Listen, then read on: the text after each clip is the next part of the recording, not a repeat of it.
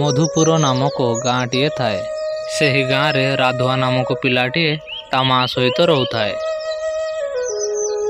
ରାଧୁଆର ମା 12 ଦୁଆରେ 13 ପାଇଟି କରି ଯାହା ଆଣେ ସେଥିରେ ମା ପୁଅ ଦୁହେଁ ସୁଖେ ଦୁଃଖେ ଚଳିଯାଆନ୍ତି।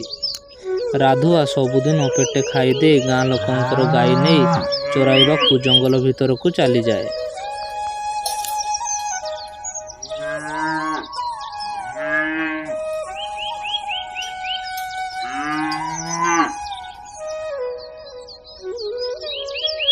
ଜଙ୍ଗଲ ଭିତରେ ଗାଈମାନଙ୍କୁ ଛାଡ଼ି ଦେଇ ଗଛ ଉପରେ ବସି ବଇଁଶୀ ବଜାଇବାକୁ ଲାଗେ।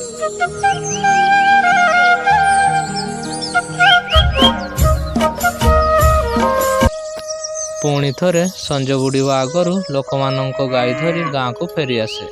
ଏମିତି ଭାବରେ ରାଧୁଆର ଦିନ ବିତେ।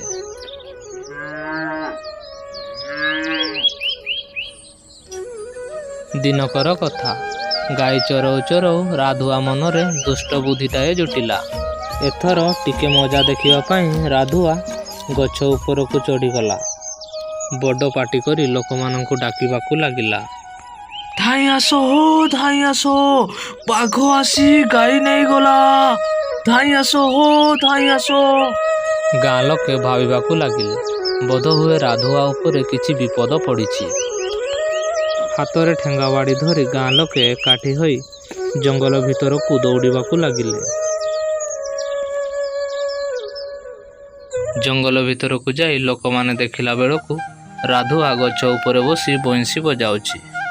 ଗାଈମାନେ ମନ ଖୁସିରେ ଘାସ ଚରିବାରେ ବ୍ୟସ୍ତ ଅଛନ୍ତି। ବାଘର ନାଁ ଗନ୍ଧ ବି ନାହିଁ। ଲୋକମାନଙ୍କୁ ଦେଖି ରାଧୁଆ ଠୋ ଠୋ କରି ହସିବାରେ ଲାଗୁଥାଏ। ରାଧୁଆର ହାବଭାବ ଦେଖି ଲୋକମାନେ ବୁଝିଗଲେ। ମିଛ କହି ରାଧୁଆ ସେମାନଙ୍କୁ ବୋକା ବନେଇ ଜଙ୍ଗଲ ଭିତରକୁ ନେଇ ଆସିଛି। ଏଥର ଲୋକମାନେ ଯିଏ ଯାହା ବାଟରେ ଘରକୁ ଫେରିଲେ। ଆଉ ଗୋଟେ ଦିନର କଥା। ରାଧୁଆ ଜଙ୍ଗଲ ଭିତରେ ଗାଈମାନଙ୍କୁ ଛାଡ଼ି ଦେଇ ବଇଁଶୀ ବଜାଇବାରେ ବ୍ୟସ୍ତ ଥାଏ। ଗାଈମାନେ ଜଙ୍ଗଲ ଭିତରେ ଘାସ ଚରୁଥାନ୍ତି। ଠିକ୍ ଏହି ସମୟରେ ଜଙ୍ଗଲ ଭିତରୁ ଗର୍ଜନ କରି ସତକୁ ସତ ମହାବଳ ବାଘଟାଏ ରାଧୁଆ ଆଡ଼କୁ ମାଡ଼ି ଆସିଲା। ନିଜ ଆଖି ସାମ୍ନାରେ ସତ ବାଘକୁ ଦେଖି ରାଧୁଆ ଭୀଷଣ ଭାବରେ ଡରିଗଲା। ଡରରେ ଥରି ଥରି ରାଧୁଆ ଏଥର ଗାଁ ଲୋକଙ୍କୁ ଡାକିବାକୁ ଲାଗିଲା। ଧାଇଁ ଆସ ହୋ, ଧାଇଁ ଆସ, ବାଘ ମାଡ଼ି ଆସିଲା। ଧାଇଁ ଆସ।